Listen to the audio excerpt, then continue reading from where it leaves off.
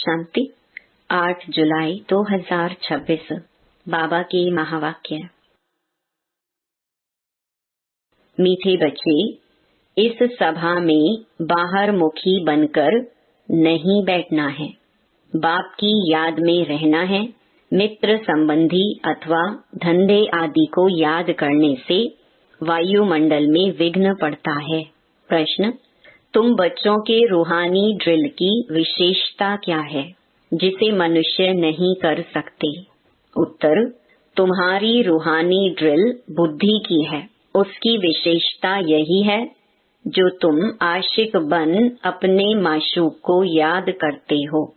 इसका ही इशारा गीता में भी आया है, मन मना भव। परंतु मनुष्य अपने माशूक परमात्मा को जानते ही नहीं, तो ड्रिल कैसे कर सकेंगे? वे तो एक दो को जिस्मानी ड्रिल सिखलाते हैं। ओम शांति। बच्चे भी समझते हैं, बाप भी समझते हैं कि बच्चे योग कराने वाले यहाँ क्या कर रहे हैं। याद की यात्रा की ड्रिल करा रहे हैं। मुख से कुछ भी कहने का नहीं है। किसकी याद है? परमपिता परमात्मा शिव बाबा की। उनकी याद में रहने से हमारे जो भी विकर्म हैं वह भस्म हो जाएंगे और विकर्माजीत बन जाएंगे, जितना जो याद की ड्रिल में रहेंगे।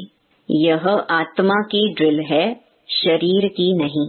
भारत में जो भी ड्रिल सिखाते हैं वह सब हैं जिस्मानी। यह है रूहानी ड्रिल। इस रूहानी ड्रिल को तुम बच्चों के सिवाय कोई जानते ही नहीं। रूहानी ड्रिल का इशारा गीता में है जरूर। भगवानुवाच अथवा भगवान के बच्चों का भी वाच है। तुम अभी भगवान शिव बाबा के बच्चे बने हो ना। बच्चों को फरमान मिला है, माँ मेकम याद करो। बाप भी ड्रिल सिखलाते हैं, बच्चे भी यही ड्रिल सिखलाते हैं। कल्प पहले भी बाप ने यही कहा था कि मुझ बाप को याद करो।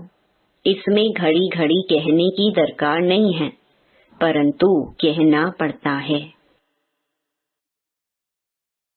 यहाँ बैठे कोई अपने मित्र संबंधियों धंधे आदि को याद करते रहते हैं तो वायुमंडल में विघ्न डालते हैं। बाप कहते हैं, जैसे यहाँ तुम याद में बैठे हो, ऐसे ही चलते फिरते कर्म करते हुए याद में रहना है। जैसे आशिक माशूक एक दो को याद करते हैं, उन्हों की याद है जिस्मानी, तुम्हारी है रूहानी याद। आत्माएं भक्ति मार्ग में भी आशिक होती हैं, परमपिता परमात्मा माशूक की। परंतु माशूक को जानते नहीं हैं, न अपनी आत्मा को जानते हैं। माशूक बाप आया हुआ है। भक्ति मार्ग से लेकर आत्माएं आशिक बनी हैं। यह है ही आत्माओं और परमात्मा की बात। बाप बच्चों को सम्मुख कहते हैं, तुम आशिक मुझ माशूक को याद करते हो कि बाबा आओ, हमको आकर दुख से लिबरेट करो और अपने साथ शांति धाम में ले चलो। तुम जानते हो अब इस दुख धाम मृत्यु लोक का विनाश होना है। अमर लोक जिंदाबाद, मृत्यु लोक मुर्दाबाद। तुम अभी ब्राह्मण बच्चे बने हो, तुम्हारे में भी नंबरवार पुरुषार्थ अनुसार हैं। तुम बच्चों को पूरा निश्चय होना चाहिए कि हम अब नरकवासी से स्वर्गवासी 21 जन्म लिए बनते हैं। कोई मरता है तो कहते हैं स्वर्गवासी हुआ, परंतु कितने समय के लिए स्वर्गवासी हुआ यह कोई भी नहीं जानते हैं। अब तुम पुरुषार्थ कर रहे हो स्वर्गवासी बनने के लिए। यह कौन निश्चय कराते हैं? वह है गीता का भगवान। परंतु वह तो एक ही निराकार होता है। मनुष्य समझते हैं निराकार तो निराकार ही है। वह कैसे यहाँ आकर सिखाएंगे? बाप को न जानने के कारण ड्रामा अनुसार श्री कृष्ण का नाम भूल से डाल दिया है। श्री कृष्ण और शिव का संबंध इस समय नजदीक है। शिव जयंती होती है संगम पर, फिर कल होगी श्री कृष्ण जयंती। शिव जयंती है रात में, श्री कृष्ण जयंती है सवेरे, उसको प्रभात कहेंगे। जब शिवरात्रि पूरी होती है तब फिर श्री कृष्ण जयंती होती है। यह बातें बच्चे ही समझ सकते हैं। कायदा है यहाँ सभा में कोई बाहर मुखी ना हो। बाप की याद में रहना है। मनुष्य पुकारते भी हैं, हे पतित पावन आओ, आकर पावन बनाओ, परंतु ड्रामा अनुसार पत्थर बुद्धि कुछ भी समझते नहीं। अगर जानते होते तो बताते। उनको यह भी पता नहीं है कि अभी कलयुग का अंत है, फिर जब बाप आते हैं तब आदि होती है। मनुष्य तो बिल्कुल घोर अंधियारे में है। लोग समझते हैं कलयुग में अजुन 40,000 वर्ष पड़े हैं। बेहद का बाप समझाते हैं, हद का बाप कब पतित पावन हो न सके। बापू नाम तो बहुतों के रख दिए हैं। बुजुर्ग को भी बापू अथवा पिताजी कहते हैं। यह रूहानी पिताश्री तो एक ही है जो पतित पावन ज्ञान का सागर है। बच्चों को पावन होने के लिए ज्ञान चाहिए। पानी में स्नान करने से कोई पावन थोड़ी बनेंगे। तुम जानते हो शिव बाबा हमारे सामने इस तन में प्रत्यक्ष है। ब्रह्मा द्वारा ब्राह्मणों को राजयोग सिखा रहे हैं। वह तो कह देते हैं भगवानुवाच अर्जुन प्रति। ब्राह्मणों का नाम निशान नहीं है। गाया जाता है ब्रह्मा द्वारा स्थापना, विष्णु द्वारा पालना। स्थापना तो ब्रह्मा द्वारा ही करेंगे, न कि विष्णु द्वारा, न शंकर द्वारा। तुम बच्चों को यह समझानी अब मिली है। बाप को यहाँ आना पड़ता है, वापस तो कोई भी आत्मा जा नहीं सकती। जो भी आते हैं उनको सतो रजो तमो से पास करना ही है। श्री कृष्ण भी पूरे 84 जन्म लेते हैं और पूरे 5000 वर्ष पाठ बजाया।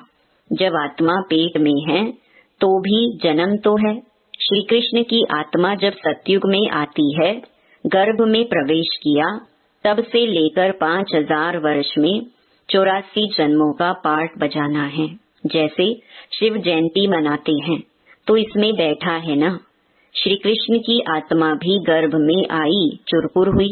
उस समय से लेकर 5000 वर्ष का हिसाब शुरू होता है। अगर कम जाती हो तो फिर 5000 वर्ष में कम हो जाए।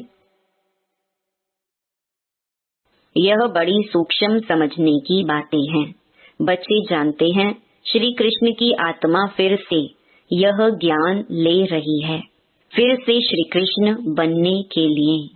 तुम भी कंसपुरी से कृष्णपुरी में जाते हो।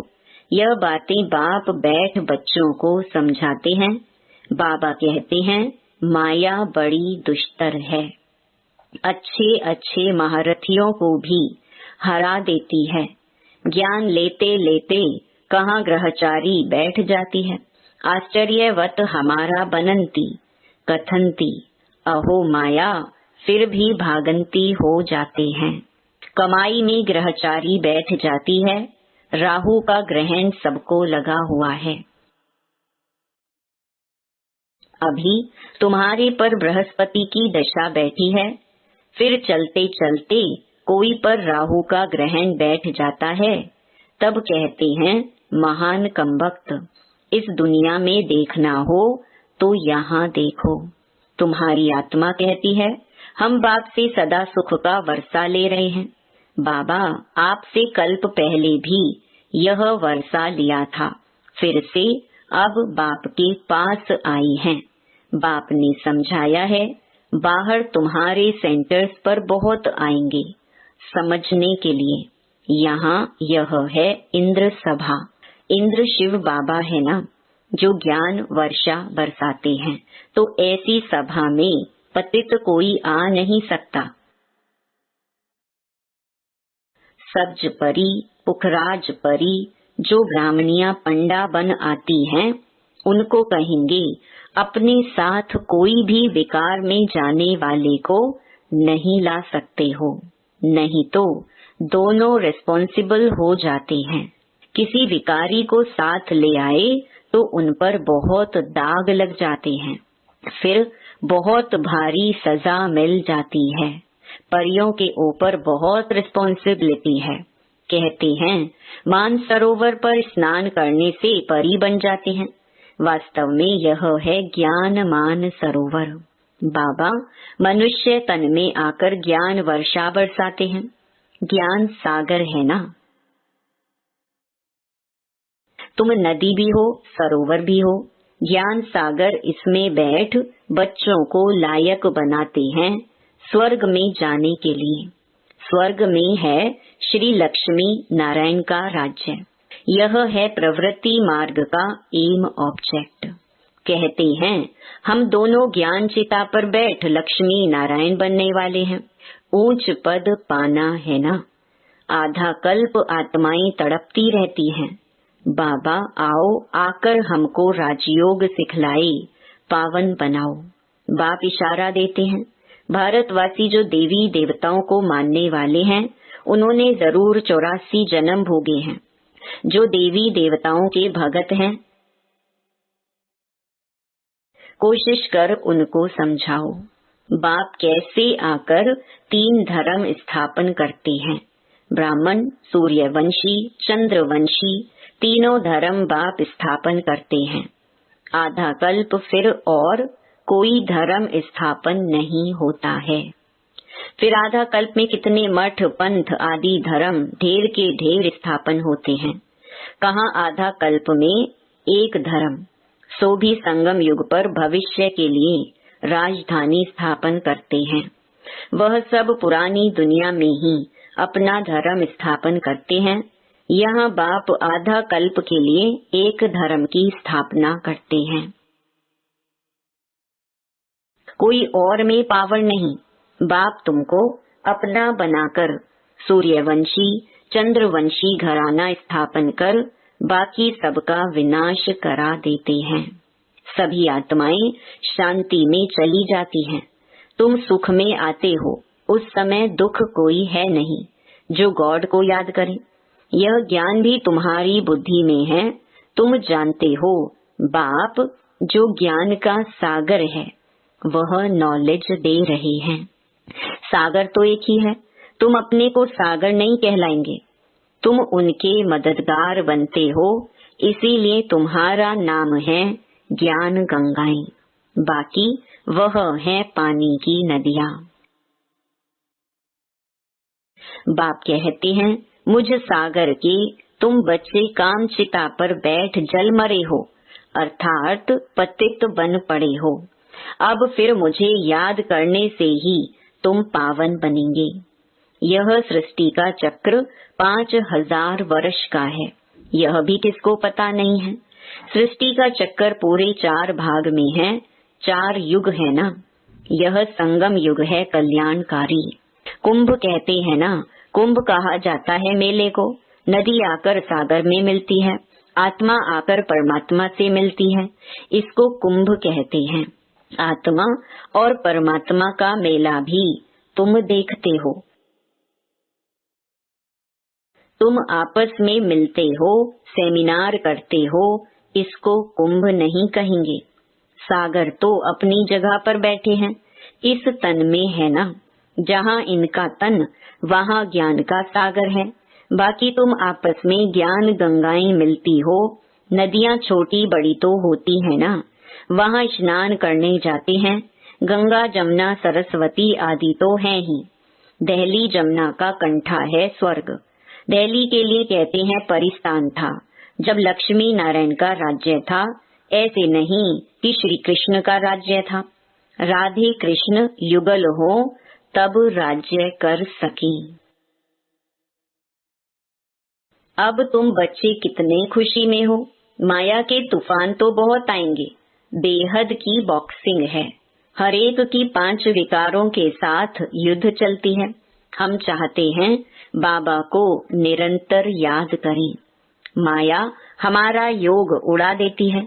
एक खेल भी दिखाते हैं, परमात्मा अपनी तरफ खींचते हैं, माया अपनी तरफ। ऐसा एक नाटक बनाया है। बाइस्कोप का फैशन अभी निकला है, तुमको ड्रामा अनुसार बाइस्कोप पर ही समझाना था। नाटक में तो बदली सदली होती है, यह तो अनादि अविनाशी ड्रामा बना बनाया है। बनी बनाई बन रही, अब कुछ बननी नहीं। फलाना मर गया, इतना ही पार्ट था, हम चिंता क्यों करें, ड्रामा है ना। शरीर छोड़ दिया फिर थोड़ी आ सकता, रोने से फायदा ही क्या। इसका नाम ही है दुख धाम। सतयुग में मोहजीत राजाएं होते हैं, इस पर कहानी भी है। सतयुग में मोह की बात होती नहीं। यहाँ तो मनुष्यों का कितना मोह है, किसको रोना ना आए तो रोकर भी उनको रुला देंगे, तो समझें कि यह अफसोस करते हैं, नहीं तो ग्लानि हो जाए। भारत में ही यह सब रिवाज हैं। भारत में ही सुख, भारत में ही बहुत दुख होता है। भारत में गॉड गॉडेस राज्य करते थे। विदेशी लोग पुराने चित्र बड़ी खुशी से लेते हैं। पुरानी चीज का मान होता है। सबसे पुराना शिव तो यहाँ आया था ना, उनकी कितनी पूजा करते हैं। अब तो शिव बाबा आया है, तुम पूजा नहीं करेंगे, वह होकर गया है तो उनकी पूजा करते रहते हैं। अच्छा, मीठे मीठे सिकिलधे बच्चों प्रति मात पिता बाप दादा का याद प्यार और गुड मॉर्निंग। रूहानी बाप की रूहानी बच्चों को नमस्ते। धारणा के लिए मुख्य सार। पहला, ड्रामा के ज्ञान को बुद्धि में रख निश्चिंत बनना है। किसी भी प्रकार की चिंता नहीं करनी है, क्योंकि जानते हैं बनी बनाई बन रही। निर्मोही बनना है। दूसरा, बाप द्वारा जबकि बृहस्पति की दशा बैठी है तो संभाल करनी है, राहु का ग्रहण ना लग जाए। कोई भी ग्रहचारी हो तो उसे ज्ञान दान से समाप्त करना है। वरदान, स्वयं के टेंशन पर अटेंशन देकर विश्व का टेंशन समाप्त करने वाले विश्व कल्याणकारी भव। जब दूसरों के प्रति जास्ती अटेंशन देते हो तो अपने अंदर टेंशन चलता है। इसीलिए विस्तार करने के बजाय सार स्वरूप में स्थित हो जाओ। क्वांटिटी के संकल्पों को समाकर क्वालिटी वाले संकल्प करो। पहले अपने टेंशन पर अटेंशन दो, तब विश्व में जो अनेक प्रकार के टेंशन हैं उनको समाप्त कर विश्व कल्याणकारी बन सकेंगे। पहले अपने आप को देखो, अपनी सर्विस फर्स्ट। अपनी सर्विस की तो दूसरों की सर्विस स्वतः हो जाएगी।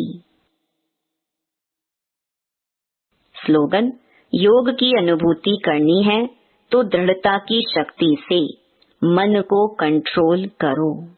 ये अव्यक्त इशारे ज्वाला स्वरूप स्थिति में रह शक्तिशाली याद का अनुभव करो। जितना स्थापना के निमित्त बने हुए ज्वाला रूप होंगे, उतना ही विनाश ज्वाला प्रत्यक्ष होगी। संगठन रूप में ज्वाला रूप की याद विश्व के विनाश का कार्य संपन्न करेगी। इसके लिए हर सेवा केंद्र पर विशेष योग के प्रोग्राम चलते रहें तो विनाश ज्वाला को पंखा लगेगा। योग अग्नि से विनाश की अग्नि जलेगी, ज्वाला से ज्वाला प्रज्वलित होगी। ओम शांति।